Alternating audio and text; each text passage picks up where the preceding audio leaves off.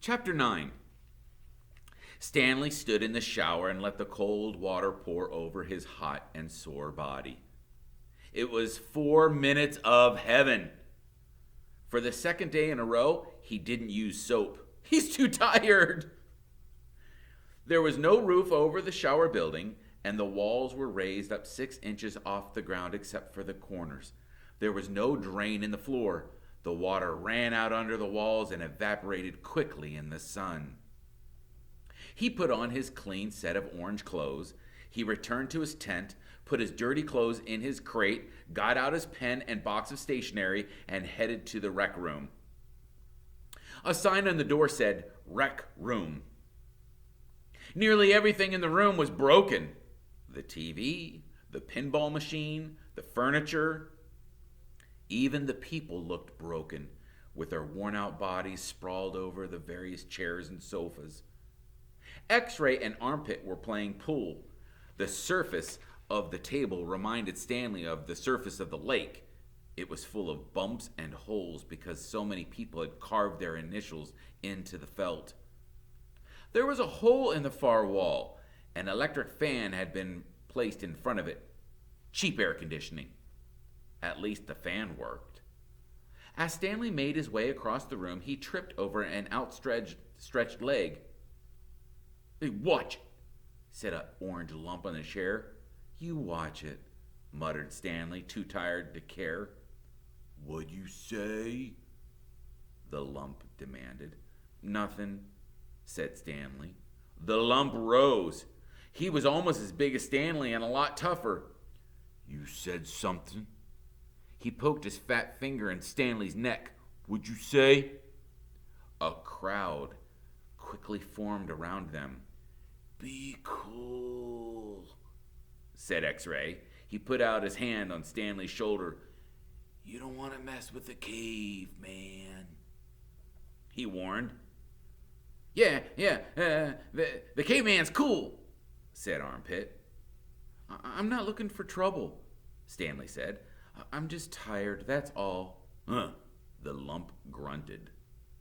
X-Ray and Armpit led Stanley over to a couch. Squid slid over to make room as Stanley sat down. "Did you see the caveman back there?" X-Ray said.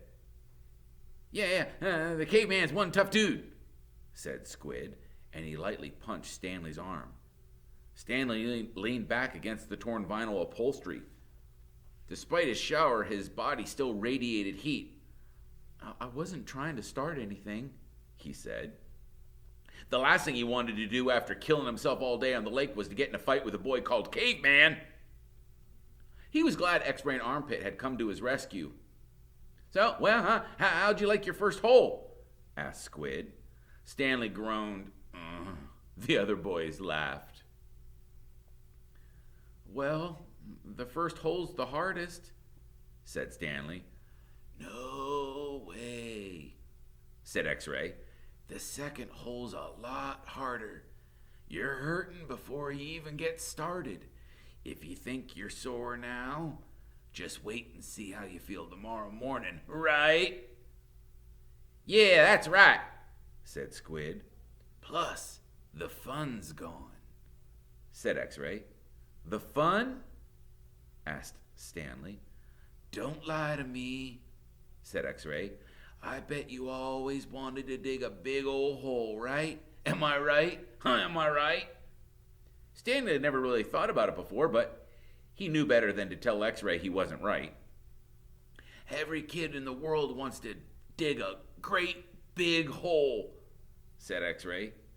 "To China, right?" "Oh, right," said Stanley. "See what I mean?" said X-Ray. "That's what I'm saying.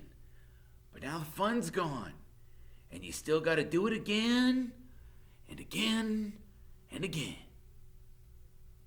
"Now, what's in the box?" asked Squid. Stanley had forgotten he brought paper. "I was going to write a letter to my mother." "Your mother?" laughed Squid. "Oh, she'll worry if I don't." Squid scowled. Stanley looked around the room. This was the one place in the camp where the boys could enjoy themselves. And what did they do? They wrecked it. The glass on the TV was smashed, as if somebody had put his foot through it. Every table and chair seemed to be missing a leg. Everything leaned. He waited to write the letter until after Squid had gotten up and joined the game of pool. Dear Mom, today was my first day at camp, and I've already made some friends. We've been out on the lake all day, so I'm pretty tired. Once I pass the swimming test, I'll get to learn how to water ski. He stopped. Because there was somebody reading over his shoulder. He turned to Zero, standing behind a couch. I don't want her to worry about me, he explained. Zero said nothing. He just stared at the letter with a serious, almost angry look on his face. Stanley slipped it back into the stationery box. Did the shoes have a red X on the back? Zero asked him. It took Stanley a moment, but then he realized Zero was asking about Clyde Livingston's shoes. Yes, they did, he said. He wondered how Zero knew that Brand X was a popular brand of sneakers. Maybe Clyde Livingston made a commercial for them. Zero stared at him for a moment with the same intensity with which he had been staring at the letter. Stanley poked his finger through the hole in the vinyl couch and pulled out some stuffing. He wasn't aware of what he was doing. Come on, caveman, dinner, said Armpit. Yo, you coming, caveman? Said Squid. Stanley looked around to see that Armpit and Squid were talking to him. Sure, he said. He put the piece of stationery back into the box, then got up and followed the boys out to the tables. The lump wasn't caveman. He was. He shrugged his left shoulder. It was better than barf bag.